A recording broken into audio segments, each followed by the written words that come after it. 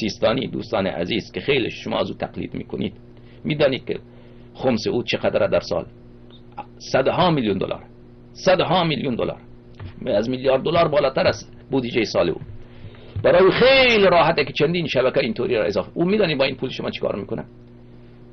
بله، دست یک فاسق، یک فاجر، یک اوباش جواد شهرستانی و یک اوباش دیگر، یک فاسق فاجر دیگر مرتضی کشمیری و دست یک فاسد عقیده دیگر به نام رضا سیستانی پسرش، دست این 3-4 نفره که جواد شهرستانی من از خودش شنیدم با یک واسطه که ثلث خمسش را میداد به خامنه‌ای میده، ثلث خمس سیستانی را میده به خامنه‌ای، یعنی به یک کافر مطلق، به یک نجس، به یک سگ.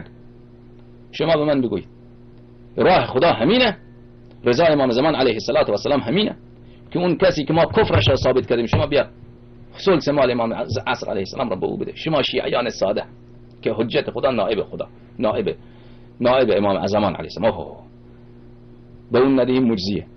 شما شیعیان ساده، شما تجار شیعه، شما رو گول میزنن، میای مال خانه شما رو با شما تقسیم میکنن و وکلاش. خدا شاهد شیعه فقیر بیچاره به مشکل میتواند که کرایه اجاره منزلش را بده، میرن با این وکلای مراجع میرن مال خانهش را تقسیم میکنن. این بی شرما بی حیا، ثلث نصفش هم مال اون خود وکیله، به اون که نمیگه که ثلثش مال منه. ای خدای پاک به نام دین خدا، این فساق، این فجار، این ملاحده چه کارهایی که میکنن، چه کارهایی که میکنن.